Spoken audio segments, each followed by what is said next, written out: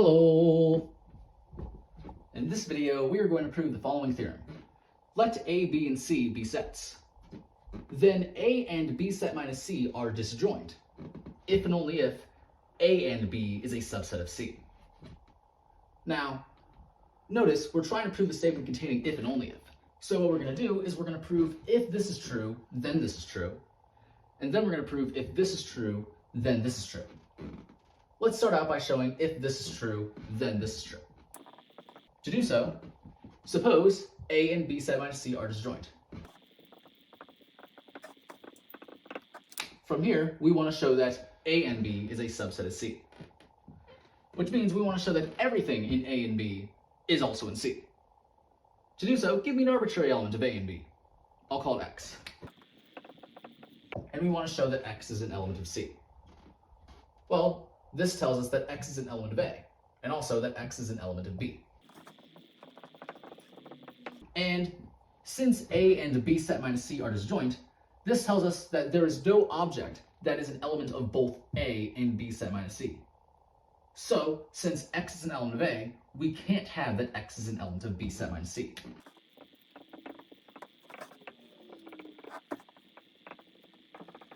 But what does it mean for X to not be an element of B set minus C? Well, we know what it means for X to be an element of B set minus C.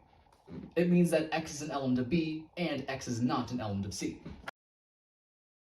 So if we negate this, instead of having this is true and this is true, we have either this is false or this is false.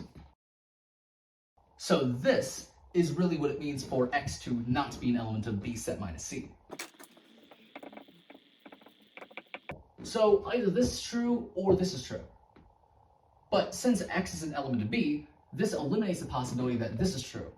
So we must have that this is true. So putting this together, we see that under the assumption X is an element of A and B, we have that X is an element of C. Since X is arbitrary, this means that everything in A and B is also in C. So at this point, we have shown that if this is true, then this is true. Now we're going to show if this is true, then this is true. To do so, suppose this is true. And from here, we want to show that this is true. And to prove that A and B set minus C are disjoint, we're going to show that everything in A is not in B set minus C. So give me an arbitrary element of A. I'll call it X. And to show that X is not an element of B set minus C, we're going to break this up into two cases. Either X is an element of B, or X is not an element of B. And in either case, we're going to show that X is not an element of B set minus C. Let's start with case 1, where X is an element of B. Well, since X is an element of A and X is an element of B, this tells us that X is an element of A and B. And then, since A and B is a subset of C, this tells us that X must then be an element of C. And then, since X is an element of C, we have that either X is not an element of B or X is an element of C. So this is true. And this tells us that X is not an element of B set minus C.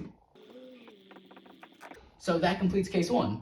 Now let's move on to case 2, where X is not an element of B. Well then, we immediately have that either X is not an element of B or X is an element of C. So this is true. And this tells us that X is not an element of B set minus C. So, in either case, we have that X is not an element of B set minus C. So, X is not an element of B set minus C. So putting this together, we see that under the assumption X is an element of A, it follows that X is not an element of B set minus C. Since X was arbitrary, this means that everything in A is not in B set minus C. So we have shown that A and B set minus C are disjoint. So we have shown that if this is true, then this is true. And we've proven both directions of the if and only if. And that means we've proven this entire statement. And that's exactly what we wanted to prove. So this completes the proof. And so, yeah, that's pretty much it for this video.